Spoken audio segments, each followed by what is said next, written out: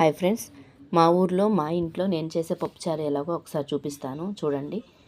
దీనికి కావాల్సినటువంటి పదార్థాలు టమాటాలు 4 టమాటాలు, ఒక దోసకాయ, 2 ఉల్లిపాయలు, 3 పచ్చిమిరపకాయలు, కరివేపాకు, కొత్తిమీర, ఒక 50 గ్రాముల కంటే ఎక్కువ చింతపండు, తాలింపు గింజలు కావాలి తీసుకోండి.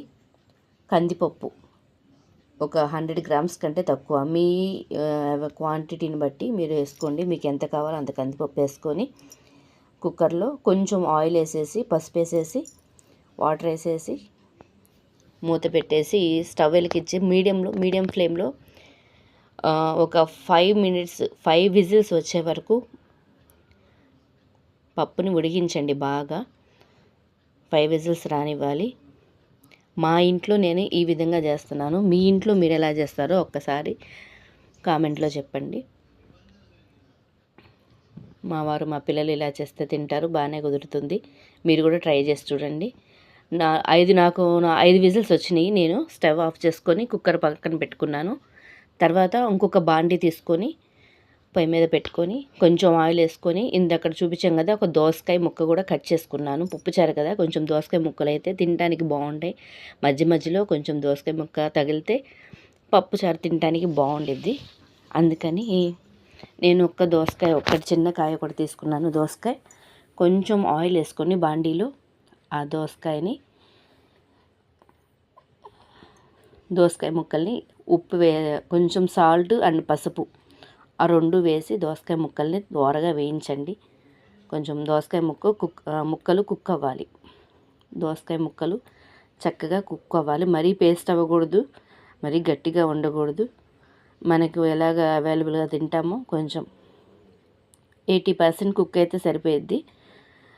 ఇంకొంతేమో పప్పుచారులో ఉడుకుతుంది కాబట్టి సరిపోతుంది. నేను కొంచెం పసుపు, కొంచెం ఉప్పు 2 వేసి నూనెలో దోసకాయ ముక్కల్ని మగ్గిస్తున్నాను. మూత పెట్టి మగ్గించండి కొంచెం. నేను మా ఊర్లో ఎలా చేస్తున్నాను, మీ ఊర్లో మీ ఇంట్లో ఎలా చేస్తారో కామెంట్లో చేయండి. ఇంకా నేనేమైనా ఇంకా యాడ్ చేయాల్సి వస్తే ఇంకేమైనా మీ స్టైల్ నాకు కూడా నేర్పించండి. నేను నేర్చుకోవడానికి సిద్ధంగా ఉంటాను. మీరు ఎలా నేర్పిస్తారో కామెంట్లో తెలియజేయండి. అలాగే దోసకాయ ముక్కల్ని కొంచెం మూత వేసి మగ్గనివ్వండి. మూత వేసి మగ్గనివ్వండి. తర్వాత నేను ఉడికిపోయినటువంటి పప్పు ఉంది కదా 5 విజిల్స్లో, దాంట్లో కొంచెం ఉప్పు వేసుకున్నాను. నేను పప్పు గుత్తితో రుబ్బుకోవసరం లేదు, ఎందుకంటే నాకు పప్పు చాలా మెత్తగానే ఉడికిపోయింది. నేను గరిటెతోనే మెదుపుకుంటున్నాను. అంటే పప్పు గట్టిగా ఉంటే పప్పు గుత్తితో గట్టిగా రుద్దుకుంటే సరిపోద్ది, కానీ నాకు పప్పు మెత్తగా అయిపోయింది. సో నేను గరిటెతో మెదుపుకున్నా నాకు సరిపోతుంది. అందుకే నేను కొంచెం ఉప్పు వేసి, అంటే వేడి మీద మెదుపుకుంటే తొందరగా మెల్ట్ అయిపోద్ది పప్పు.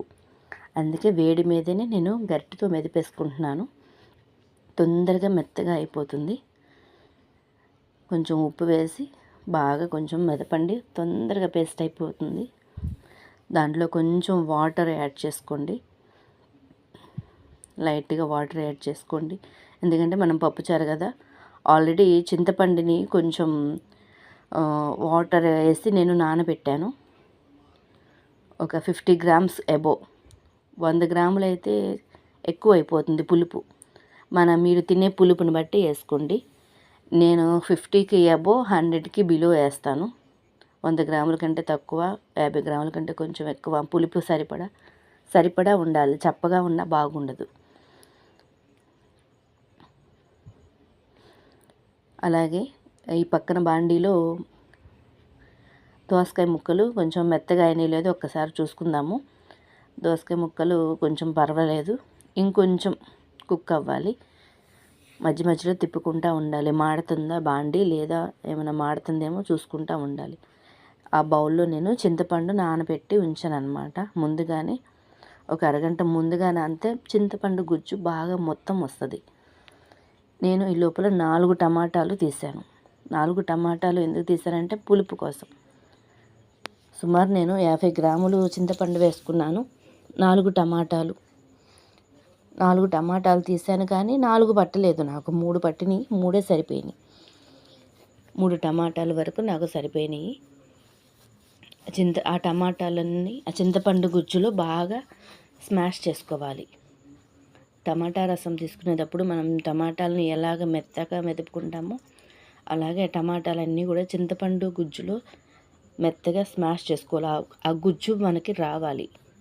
చింతపండు గుజ్జుతో పాటు టమాటా గుజ్జు కూడా మనకి రావాలి. అలాగే ఇంకొకసారి బాండీ ఓపెన్ చేసుకుని చూసుకుందాము. దోసకాయ ముక్కలు బాగానే కుక్ అయినాయి, చూసారా, కనిపిస్తుంది ఎంత చక్కగా కుక్ అయినాయి. కొంచెం లైట్గా కారం వేద్దాము. అంటే ఒక అర స్పూను కారం వేస్తున్నాను. మాకు సరిపోతుంది అర స్పూను. అంటే నేను చూపించిన స్పూను అది పెద్దదే కాబట్టి టీ స్పూన్ అయితే 1 టీ స్పూన్ ఫుల్గా వేసుకోండి, సరిపోతుంది.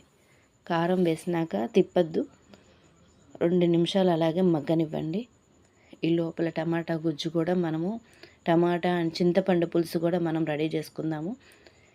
టమాటా చింతపండు పులుసు రెడీ చేసుకొని మనం పప్పు ఉంది కదా, ఆ పప్పులో కలుపుకోవాలి మనం. ఒక్కసారి మీరు కూడా చూడండి. మీరు కూడా చేసేది ఇలాగేనా కాదా అని నాకు కూడా తెలియజేయండి. మీ ఊర్లో వంటలు ఇంకా ఏ విధంగా చేస్తారో వాటి రుచులు కూడా నాకు తెలియజేయండి. ఆ పప్పులో కొంచెం నీళ్ళు పోసుకున్నాం కదా, ఈ టమాటా గుజ్జు కూడా దాంట్లో కలుపుకోవాలి. నా చేతిలో ఒక చేతిలో ఫోన్ ఉంది ఫ్రెండ్స్, ఒక చేతితో నేను పోయలేకపోతున్నాను. సో అందుకని ఫోన్ పక్కన పెట్టి నేను గుజ్జు వరకు పోసుకున్నాను. అవి తొక్కులన్నీ దాంట్లోనే ఉన్నాయి. పులుసు వరకు పోసుకున్నాను. మొత్తం చింతపండు టమాటాలో ఉన్నటువంటి రసం అంతా కూడా పప్పులో వేసేసుకున్నాను. బాగా మెదుపుకున్నటువంటి పప్పులో రసం అంతా కూడా వేసేసుకున్నాము. వేసుకున్న తర్వాత దోసకాయ ముక్కలు బాగా ఉడికిపోయినాయి. కారం కూడా వేసాం కదా, పచ్చివాసన అంతా పోయింది, బాగా ఉడికింది. తర్వాత మనము రెడీ చేసుకున్నటువంటి ఈ పులుసుని దాంట్లో వేసేసుకుని మరగనిద్దాము. కొంచెంసేపు పప్పుచారుని మరిగితే మంచి వాసన వస్తుంది, మంచి స్మెల్ వస్తుంది మరుగుతూ ఉంటే. కొంచెం సేపు మరగనిద్దాము. ఒక పావు గంట 20 నిమిషాల వరకు మరగనిద్దాము. ఇప్పుడు మరొక బాండీ తీసుకొని దాంట్లో కొంచెం ఆయిల్ పోసుకొని దాంట్లో కొంచెం తాలింపు గింజలు, పచ్చెనపప్పు, తాలింపు గింజలు, జీలకర్ర, ఆవాలు ఇవన్నీ వేసుకుందాము. తాలింపు గింజలు మొత్తం పోపులన్నీ వేసుకుందాం. 4 ఎండుమిరపకాయలు, ఉల్లిపాయలు ఇవన్నీ కూడా మనం కట్ చేసి పెట్టుకున్నాం కదా, అవి కూడా యాడ్ చేసుకుందాం. నేను ఒక ఉల్లిపాయ తీసుకున్నాను, 3 పచ్చిమిరపకాయలు తీసుకున్నాను. పెద్ద ఉల్లిపాయ అయితే కూడా సరిపోతుంది. ఒక ఉల్లిపాయ తీసుకొని వేసుకోండి. అది మగ్గుతూ ఉంటుంది. పప్పుచారు చూసారా ఎంత చక్కగా మరుగుతుందో. ఈ స్టేజ్లో మనకి చాలా మంచి వాసన వస్తుంది, చక్కటి అరోమా, చక్కటి వాసన వస్తూ ఉంటుంది. మంచి వాసన వస్తుంది పప్పుచారు. ఈ పక్కన బాండీలో ఉల్లిపాయలు, పచ్చిమిరపకాయలు, తాలింపు గింజలు వేగుతూ ఉన్నాయి తాలింపుకి. అలాగే మీరు 2 ఎండుమిరపకాయలు కూడా వేసి బాగా వేయించండి. చున్నులపాయ ఒకటి, మా ఇంట్లో చున్నులపాయ బాగా తింటాము. చున్నులపాయ పాయి మొత్తం నేను వేసుకున్నాను. చున్నులపాయలు దంచుకొని కొంచెం లైట్గా దంచి తాలింపులో వేసుకోవాలి. అప్పుడు మంచి స్మెల్ వస్తుంది. స్మెల్ చక్కగా మంచి వాసన వస్తుంది. చున్నులపాయలు కూడా బాగా వేసి వేయించండి. పచ్చివాసన లేకుండా తాలింపు మొత్తము కూడా బాగా వేగాలి, గోల్డెన్ కలర్లోకి రావాలి, బాగా వేగాలి. ఉల్లిపాయలు మొత్తం బాగా వేగితేనే తాలింపు బాగుంటుంది. పప్పుచారులో ఆ తాలింపు వేస్తే ఇంకా మంచి వాసన వస్తుంది. సో బాగా వేయించండి. కొంచెం పసుపు వేయండి, ఒక అర స్పూను పసుపు వేసి బాగా వేయించండి.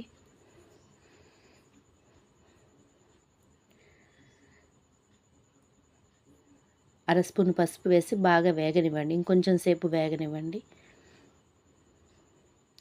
నేను తాలింపు బాగా వేస్తాను, బాగా మాడనివ్వకుండా, అలాగే పచ్చిగా లేకుండా. దాన్ని ఏ స్టేజ్లో వేయాలో ఆ స్టేజ్ దాకా వేయించాలి. ఒక గుప్పుడు కరివేపాకు వేయండి. కరివేపాకు లీవ్స్ తింటే చాలా మంచిది, కళ్ళకి, హెల్త్కి అన్ని రకాలుగా చాలా మంచిది, హెయిర్కి కూడా. సో కరివేపాకు ఆకులు ఒక గుప్పుడు వేయండి. పప్పుచారు చాలా బాగా మరిగింది, చూసారా తేట ఎట్లాగ వచ్చిందో, బాగా తేట వచ్చింది, బాగా మరిగింది. చూసారా దోసకాయ ముక్క ఎలా పైకి కనిపిస్తుందో. ఒక దోసకాయ చిన్నది వేసాను. అన్నంలో దోసకాయ ముక్క కలుపుకొని తింటుంటే చాలా బాగుంటుంది. పప్పుచారు కాబట్టి మనం చిన్న ముక్క ఒకటి దోసకాయ వేసుకున్నాము. తర్వాత కట్ చేసుకున్నటువంటి కొత్తిమీర కూడా వేసి యాడ్ చేయండి తాలింపు. చూసారా ఎంత బాగా మగ్గి వేగిందో.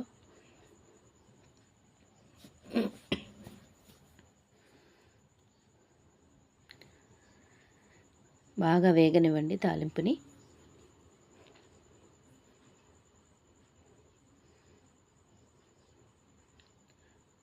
ఉల్లిపాయ కూడా బాగా మగ్గింది, లోపల కూడా మగ్గింది, మంచి వాసన వస్తుంది చున్నుల్లిపాయ.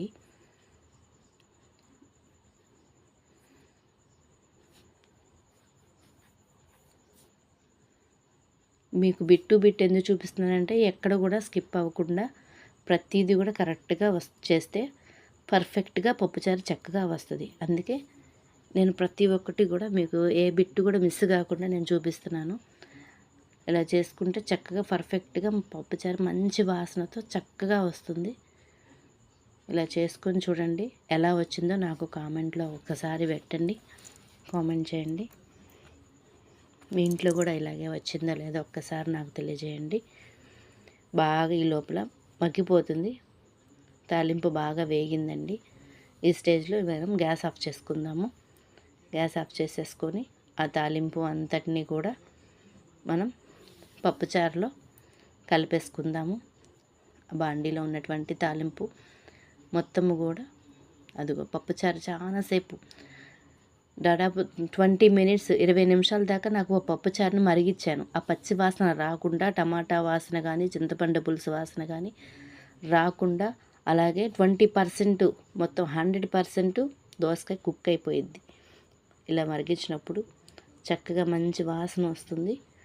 తాలింపు కూడా వేసాం కదా, ఆ తాలింపుని కూడా మనం పప్పుచారులో కలిపేసుకుందాము. కలుపుకున్నాక ఎక్కువసేపు అవసరం లేదు, ఒక 2 or 3 మినిట్స్ తాలింపు వేసుకున్న తర్వాత పప్పుచారులో ఒక 2 నుంచి 3 నిమిషాలు మరిగిన తర్వాత కట్టేసేయచ్చు, స్టవ్ ఆఫ్ చేసుకోవచ్చు. మనకు పప్పుచారు రెడీ అయిపోయిందండి. ఒక 2 నిమిషాల నుంచి స్టవ్ ఆఫ్ చేసుకుందాము. మీ ఇంట్లో మీరు ఎలా చేస్తారో నాకు కామెంట్లో తెలియజేయండి. అలాగే కొత్త ఛానల్ని కొంచెం ప్రేమతో ఆదరించండి. దయచేసి చూస్తున్న ప్రతి ఒక్కరు కూడా షేర్ చేయండి, సబ్స్క్రైబ్ చేయండి, లైక్ చేయండి ఫ్రెండ్స్. ప్లీజ్ ఆదరించండి, సహాయం చేయండి. Thank you for watching friends. Thank you so much.